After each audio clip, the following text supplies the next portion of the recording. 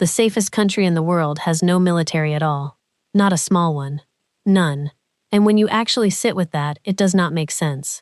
Iceland, my home, is the largest country by land area anywhere on Earth, with zero standing military, sitting alone in the middle of the North Atlantic, with nothing to defend itself, and somehow, it is also one of the last places on the planet you would ever need to worry about your safety. I know what you are probably thinking. It is an island. Nobody is marching an army across the ocean to invade Iceland, so of course we never needed one.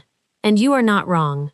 Exactly. Being surrounded by open Atlantic water instead of land borders and neighboring rivals has genuinely made this an easier bet than it would be almost anywhere else.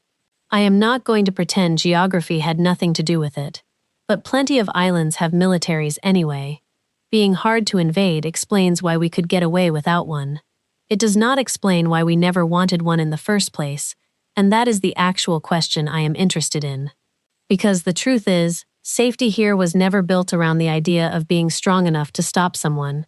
It was built around something closer to trust. Trust between neighbors. Trust in institutions. Trust that the person next to you is not a threat you need to prepare for. That mindset did not start with the absence of a military.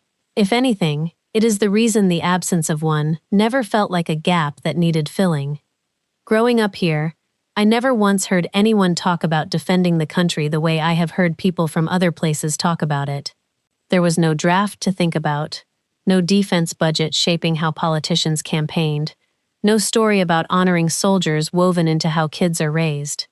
My grandfather never served in anything, not because he avoided it, but because there was simply nothing here to serve in. National pride was never built around strength here. It was built around something quieter. I remember being maybe 8 or 9 and asking my father, half joking, what would happen if someone actually tried to invade us. He thought about it for a second and said something like, well, they would have to really want it, because there is not much here worth the trouble, and everyone who might help us would notice fast. At the time, I thought it was just a funny answer to give a kid. Looking back, it is basically the entire national defense strategy, condensed into one sentence, and he was not wrong. That kind of answer would sound almost careless coming from most countries. Here it did not, because it was never resting on luck alone. It was resting on the idea that being small and useful to bigger allies is its own kind of protection, that a country does not need to be strong if it can matter enough to people who are. I did not understand that distinction as a child. I understood it slowly, the more I paid attention to how differently people from elsewhere talked about their own country's safety. Quick stop here.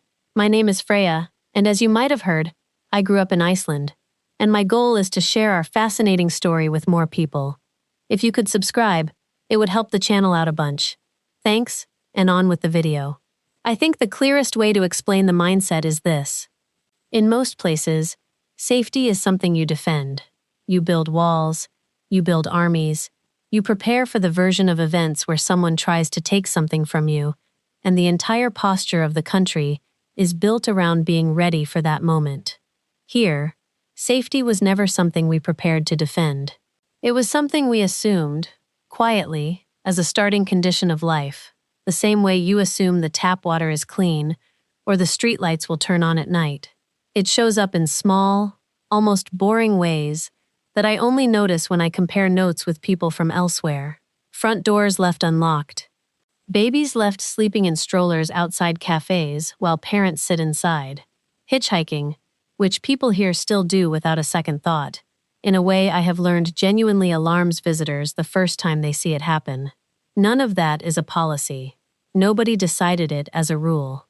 It is just what an entire population does when the underlying assumption is that nothing bad is likely to happen, repeated so consistently across generations that it stops feeling like a choice at all and starts feeling like just how things are.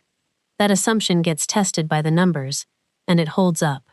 Iceland was ranked the safest country in the entire world on the 2025 Global Peace Index, ahead of every other nation measured.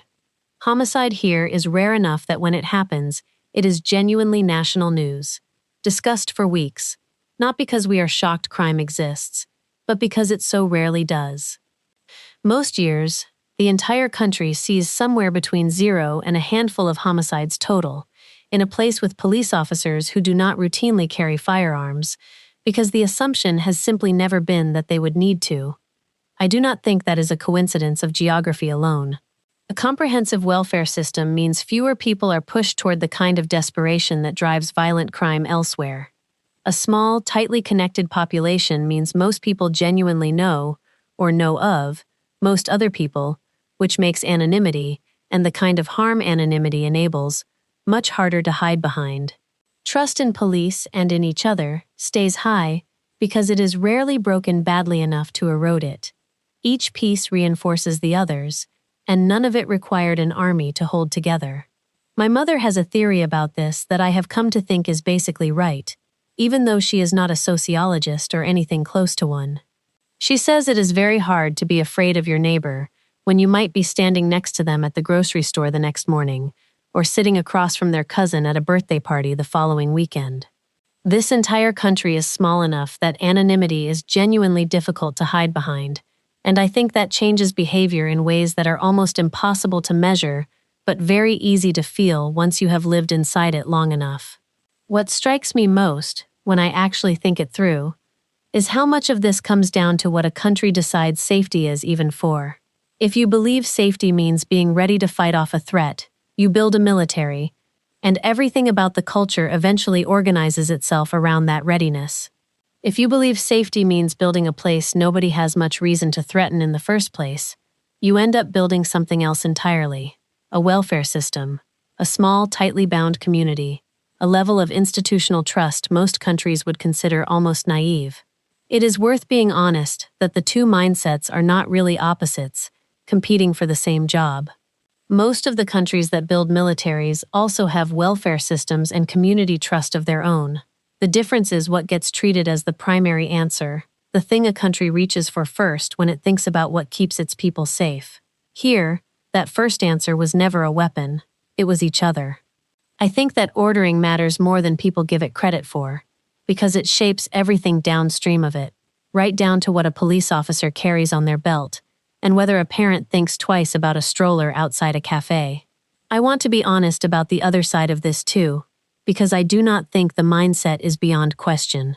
The world outside Iceland has gotten less stable in recent years, not more, and there are real conversations happening here now about whether this arrangement can hold indefinitely, resting as it does on the goodwill and strategic interest of allies rather than on anything we could defend with ourselves.